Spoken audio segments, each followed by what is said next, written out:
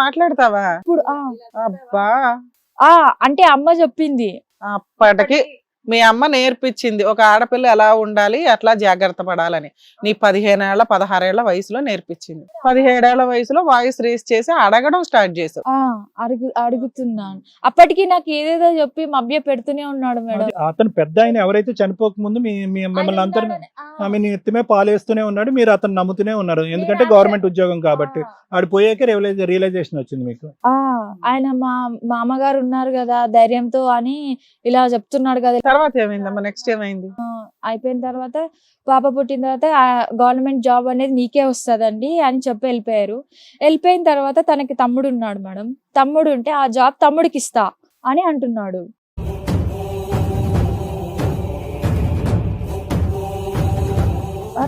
నేను అదే అంటున్నా.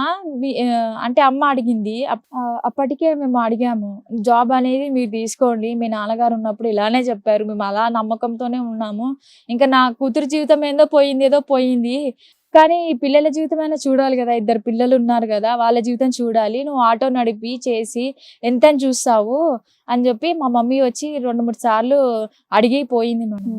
తర్వాత నేను కూడా ఇంకా తెలుసుకొని ఫిజికల్ గా దూరం ఉండిపోయినా, ఇంకా ఇలానే అయిపోతున్నా అని చెప్పేసి ఫిజికల్ గా దూరం ఉండిపోయి. మొత్తం మీకు ఎంతమంది పిల్లలు? ఇద్దరు. మీ హస్బెండ్ తో ఎప్పటిదాకా కలిసి ఉన్నారు మీరు? ఇప్పటికీ కలిసే ఉన్నారా? ఇప్పుడు కలిసి లేను. విడిపోయి ఎంతకాలం అవుతుంది? 4 సంవత్సరాలు దాటింది. 4 సంవత్సరాలు అంటే 19 ఏళ్ల వయసులో వదిలేసా? 19 ఏళ్ళు. అతను వదిలేసావా? అతనే వెళ్ళిపోయాడా? నేనే ఎడ్యుకేషన్ చేయాలనుకున్నా మేడం. ఇప్పుడు ఆయన ఆ జాబ్ తీసుకోలేదు, వాళ్ళ తమ్ముడికి సాక్రిఫైస్ చేసేసిండు. నేను ఎంత అడిగినా కూడా పిల్లల కోసమే అడిగినా మేడం. అది కూడా నువ్వు తాగుతావు తిరుగుతావు చేస్తావు నాకంటే పెద్ద, సో నేను నా ఏజ్ ఉంది, నేను చూసుకోవాలి చెయ్యాలి. మరి మీ అత్తగారు కూడా అనలేదా, ఈ పిల్ల మనల్ని పెద్ద కేసు నుంచి సేవ్ చేసింది, జాబ్ నువ్వే చేసి భార్య పిల్లలు బాగా చూసుకోరా అని అనలేదా? అనలేదు. ఆయనకే కావాలి. ఇది తమ్ముడికి చిన్న కొడుక్కి కావాలని ఇచ్చేసి కావాలని నేను చిన్న పాపని తీసుకొని కూడా వాళ్ళ జాబ్ దగ్గరికి కూడా వెళ్ళినా మేడం. వాడికి వచ్చిందా తమ్ముడికి వచ్చిందా జాబ్? నేను వెళ్ళాను మేము పాపని తీసుకొని, 2 పాపలు కూడా తీసుకొని, సార్ నాది ఇట్లా, నా స్టోరీ అని చెప్పలేదు కానీ పిల్లల జీవితం చూపించాను మేడం. సార్ అని చెప్పేసి ఇట్లా 2 పిల్లలు ఉన్నారు, మీరు అది చూడండి, ఉద్యోగం ఎలాగైనా చేసే ఉద్దేశం మీ ఆయనకే లేనప్పుడు వాళ్ళు ఏం చేస్తారమ్మా? మీ ఆయన బలవంతంగా తీసుకొచ్చి నువ్వు జాబ్ చేయి అని అనలేరు కదా. జాబ్ తీసుకోవడానికి ఆయన రెడీగా లేడు. అదే మేడం. ఎందుకు వద్దనేవాడమ్మా మీ ఆయన? అంటే నాకు తెలియదు కాబట్టి అడుగుతున్నాను. ఆ సందర్భంలో ఎందుకు తమ్ముడికి ఇవ్వాలనేది, లేదంటే ఇతనికి బద్ధకం? తమ్ముడు వేరే అమ్మాయిని లవ్ చేస్తున్నాడు సార్, ఆ పెళ్లి చేయడానికి అని చెప్పి జాబ్ ఇచ్చాడు. డాడీ అనేది గవర్నమెంట్ జాబ్ ఉంటేనే ఇస్తాడు ఆ అమ్మాయిని. సెకండ్ వాళ్ళు స్ట్రాంగ్ గా ఉన్నారు. పిల్లల్ని చూసుకోవడం తెలియదు కానీ తమ్ముడికి మాత్రం మంచి న్యాయం చేసి. అందరికి ఇదే బిస్కెట్ వీళ్ళు, మీకు గవర్నమెంట్ జాబ్ బిస్కెట్, వాళ్ళకి అదే. గవర్నమెంట్ జాబ్ దగ్గర కూడా నేను అడిగిన, ఏమన్నా ఎడ్యుకేషన్ ఉండాలా సార్, ఏమన్నా ఉండాలా అంటే ఏం అవసరం లేదమ్మా, ఎంతైనా వాళ్ళ డాడీదే కాబట్టి సంతకాలు చేసే చాలు, మనస్ఫూర్తిగా ఒప్పుకుంటే చాలు, ట్రైనింగ్ లో అన్ని మేము చెప్తాము, ట్రైనింగ్ పీరియడ్ లో మాకు అన్ని ఉంటాయి, నేర్పించే మేము ఉద్యోగంలో తీసుకుంటాం. డ్రింక్ చేస్తూనే ఆటో నడిపించుకుంటున్నాడా? రెండో కోడలికి ఎంత వయసు? 14-15 అమ్మాయికి? లేదు సార్, అమ్మాయిని కరెక్ట్ గానే తెచ్చుకున్నారా? మేజర్ అమ్మాయినే. మేజర్ అమ్మాయి. అది గవర్నమెంట్ జాబ్ కూడా వచ్చింది. వాళ్ళిద్దరు చిలక గోరింకల్లా బానే ఉన్నారు. ఇప్పుడు అదే ఇంట్లో వాళ్ళే ఉంటున్నారు. ఏది మీరు రెంట్కున్న ఇంట్లో వాళ్ళు ఉంటారు? లేదు, సొంత ఇంట్లో వాళ్ళే ఉంటున్నారు, ఉద్యోగం వాళ్ళే తీసుకున్నారు. మీరెందుకు సొంత ఇంట్లో లేరు? అది ఒక రూమే అన్నావు కదా. ఇప్పుడు వాళ్ళు సపరేట్ చేసుకున్నారు మ్యామ్. ఈ 4 years నుంచి సపరేట్ చేశారు. నిన్ను వదిలేసిన తర్వాత కేసు సపరేట్ చేశారు. నేను అడిగినప్పుడు మాత్రం ఏమీ అవన్నీ చేయలేదు, జాబ్ తీసుకోలేదు, ఏం చేయలేదు. అయితే నా మీద నిందలేశారు. ఏమని? డబ్బు కోసమే నువ్వు ఇలా చేస్తున్నావు, అబ్బా డబ్బే నీకు కావాలి, డబ్బు పిచ్చి మీకు అని అన్నారు. నాకు ఒక రూమ్ కి ఆ ఏడిపే వాళ్ళు ముందే ఇంకో రూమ్ కట్టేసి ఉంటే మీ మామగారు ఉన్నప్పుడు మీరు అక్కడే ఉండేవాళ్ళుగా ఇప్పుడున్న ప్రాసెస్ లో. అవును, జాబ్ ఉంది, జాబ్ ఇప్పిస్తామమ్మా అనే కదా మీ మామగారు నిన్ను ఒప్పించారు. ఇందులో నువ్వు ఎక్స్ట్రా అడిగింది ఏముంది? వాళ్ళకి ఏం కోట్లు ఉన్నాయని అడుగుతావు. జాబ్ చెయ్యరా బాబు అని అనటం నువ్వు చేసిన మిస్టేక్. జాబ్ ఉంటే ఇంకేంటి బాగుంటది కదా లైఫ్ అని వాళ్ళు ఏమనుకున్నారు. కానీ నాకు వదిలేసి వచ్చిన తర్వాత కూడా అరే కోడలు వెళ్ళిపోయింది, పిల్లలు కేసులు వేస్తే ఏంటి అని కూడా వాళ్ళు భయపడలేదా? భయపడలేదు మేడం. వీళ్ళన్నిటికీ తలూపారు కాబట్టి వాళ్ళకి భయం లేదు. అమ్మ నాన్న ఏమనరు, ఈ పిల్ల ఏమందు. ఫైనల్ గా ఏ కారణం చేత నువ్వు బయటకు వచ్చావు? వీడు తాగుతున్నాడని బయటకు వచ్చావా, బాధ్యత లేదని బయటకు వచ్చావా, ఇల్లు వాళ్ళకి ఇచ్చారని బయటకు వచ్చావా, గవర్నమెంట్ ఉద్యోగం తమ్ముడికి వెళ్ళిపోయిందని బయటకు వచ్చావా, లేదంటే అన్నింటికి వచ్చావా? బాధ్యత లేదు కాబట్టి వచ్చా మేడం. నేను బాధ్యత లేదనిపించింది. తాగుడు మళ్ళీ కొట్టుడు. నేను అడిగితే ఒకసారి అయితే గ్యాస్ సిలిండర్ తీసుకొని వచ్చి నా మీద వేసేసాడు, కొట్టేశాడు. నేను గోడకు పడిపోయా. ఒక 15 నిమిషాలు నా కళ్ళు కనిపించలేదు.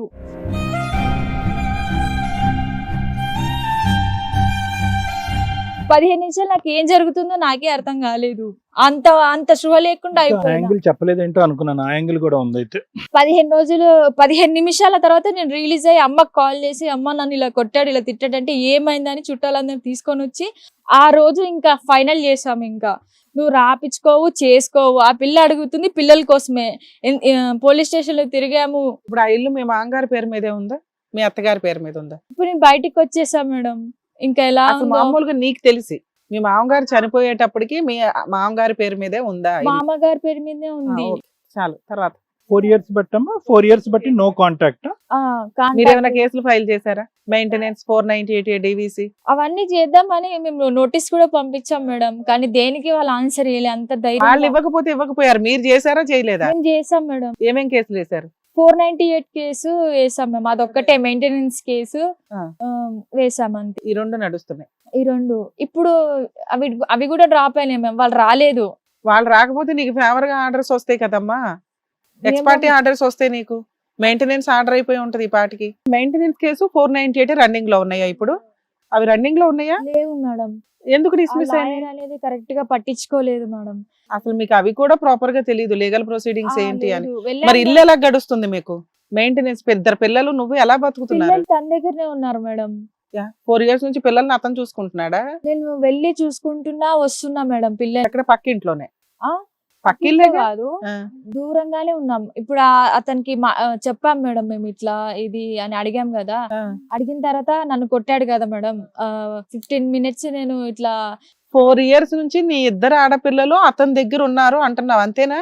ఉన్నారు మ్యామ్. పిల్లల్ని ఎందుకు తెచ్చుకోలే నువ్వు? తెచ్చుకోవడానికి ట్రై చేశా మ్యామ్. అవసరం లేదు, వద్దు అని ఫోన్లు లేపడు, తిడతాడు. అవును మ్యామ్. నీకు అసలు బుద్ధి ఉందా? ఇప్పుడు 23 ఏళ్ళు కదమ్మా, 2 ఆడపిల్లల్ని వదిలేసి నువ్వు కోర్టుల చుట్టూ తిరుగుతున్నావా? పోలీస్ స్టేషన్కి వెళ్ళి నువ్వు ఒక కంప్లైంట్ ఇస్తే నా పిల్లల్ని నాకు ఇప్పించండి అంటే ఇప్పిస్తారు కదమ్మా. కాదు మ్యామ్, ఏంటి ప్రాబ్లం అంటే మ్యామ్, ఇప్పుడు తను చదువుకోవట్లేదు, ఏ ఎడ్యుకేషన్ లేదు తనకి, ఏమీ లేదు.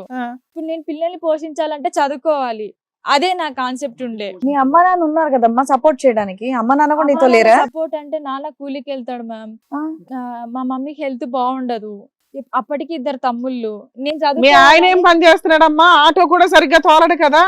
అంటే తిండి పెడితే చాలు నీ దృష్టిలో, అంతేనా? 2 ఆడపిల్లలు నేను తెచ్చుకొని తిండి పెట్టలేనండి, వాళ్ళ దగ్గర ఉంటే మా అత్తగారును మరిది భర్త తిండి పెడతారు, నేను చదువుకొని IAS IPS అయిపోదామని నువ్వు వచ్చావు బయటికి. అలా కాదు మ్యామ్, నేను వచ్చింది ఆ ఉద్దేశంతో రాలేదు. అలా రాలేదు మ్యామ్. ఏ ఉద్దేశంతో వచ్చావు నాన్న? ఆ ఉద్దేశంతో. అరే లైఫ్ స్పాయిల్ అయిపోయిందిరా ఇక్కడ. నువ్వు బాధపడితే కాదు, 2 పిల్లల్ని ఆడపిల్లల్ని వదిలేసి వచ్చావంటే నాకు విషయం తెలియాలి కదా. నువ్వే ఒక పసిపిల్లవి, ఒక క్రూరుడి దగ్గర 2 పసిపిల్లల్ని వదిలేసి వచ్చావు. అసలు మీ అమ్మ వాళ్ళు ఏం చేస్తున్నారు? అదే మేము అడిగినాం, మాట్లాడినాం, చేసినాం, కానీ తను ఏది రెస్పాన్స్ ఇలే. ఇలా ఉంటే రెస్పాన్స్ చెయ్యడు అని చెప్పి అడ్వకేట్ ఉన్నారు కదమ్మా, వాళ్ళు కూడా మీకు ప్రాపర్ గైడెన్స్ చెప్పలేదా? వాళ్ళ దగ్గర ఉంటే న్యాయం కన్నా వస్తారు, అట్లీస్ట్ ఆ పిల్లలకన్నా న్యాయం చేస్తారు. వాళ్ళ దగ్గర ఉంటే బాధ్యత అనేది తెలుస్తది. బాధ్యత కోసమే పెట్టాం గానీ 4 ఏళ్ళు వాళ్ళకి బాధ్యత తెలుస్తుందని వదిలేసి. నీ పరిస్థితి ఎలా ఉండిందో తెలుసు కదమ్మా నీకు ఆ వయసులో. అలాంటిది చిన్న పిల్లల్ని వాళ్ళ దగ్గర ఎలా వదులుతారు చెప్పు? తాగేసి వచ్చి పిల్లల్ని కొడితే ఎలా చెప్పు? వాళ్ళు చెప్పుకోగలరా? నువ్వే ఆ టైంలో చెప్పుకోలేకపోయా. చిన్న పిల్లల్ని కొడితే ఏమవుతారు వాళ్ళు చెప్పు? ఆ మాత్రం ఆలోచన లేదా నీకు? ఈ విషయంలో మాత్రం కోపం వస్తుంది. ఎలా కనుక్కుంటున్నావు? ఫోన్ తీయట్లేదు కానీ ఫోన్లు కోటికి రావట్లా, ఫోన్లు తీయట్లా.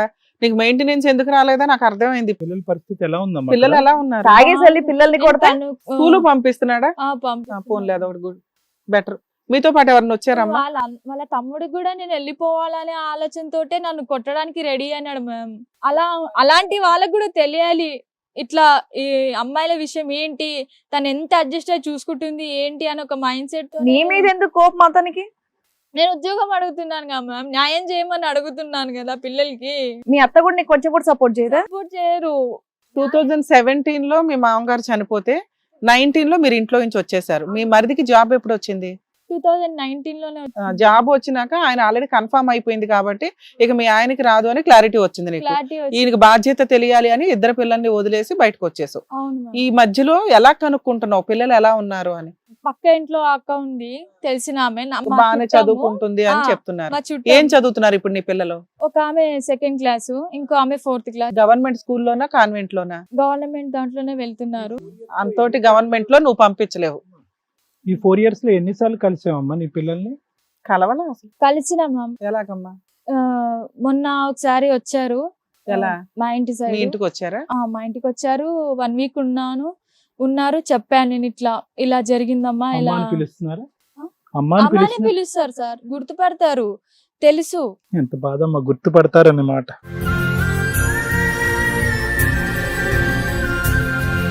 అదే సార్. మీతో పాటు ఎవరన్నా వచ్చారా? మా మమ్మీ వచ్చి ఒకసారి పిలవండి అమ్మ.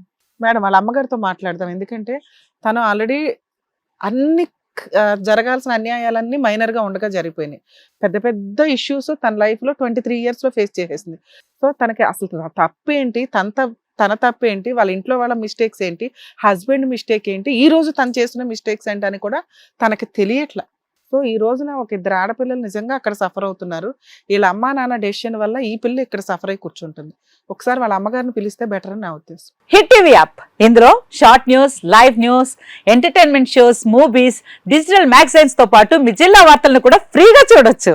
ఇంకెందుకు ఆలస్యం, వెంటనే హిట్ టీవీ యాప్ ని డౌన్లోడ్ చేసుకుని ఫ్రీగా ఎంటర్టైన్మెంట్ పొందండి. Hit TV app. Hit TV app. Please download Hit TV app. Hit TV యాప్ని ఫ్రీగా డౌన్లోడ్ చేసుకొని ఎంజాయ్ చేయండి. మీకు నచ్చిన ఎంటర్టైన్మెంట్ కోసం హిట్ టీవీ యాప్ ని ఫ్రీగా డౌన్లోడ్ చేసుకుని ఎంజాయ్ చేయండి. హిట్ టీవీ యాప్ని డౌన్లోడ్ చేసుకుని ఆస్వాదించండి, ఆశీర్వదించండి. ఇంతమంది సెలబ్రిటీలు హిట్ టీవీ యాప్ ని డౌన్లోడ్ చేసుకోండి అని చెప్తున్నారంటే ఎంత మంచి యాప్ ఆలోచించండి. అమెరికా అమెరికా అమెరికా అమెరికాలో చదవాలనుకునే వాళ్ళకి విశ్వసనీయమైన పేరు మన శౌర్య కన్సల్టెన్సీ. UK లో 1 year masters. UK లో 1 year masters. 2 years work permit up to 5 years visa. Contact Saurya Consultancy. Contact 89851 89851.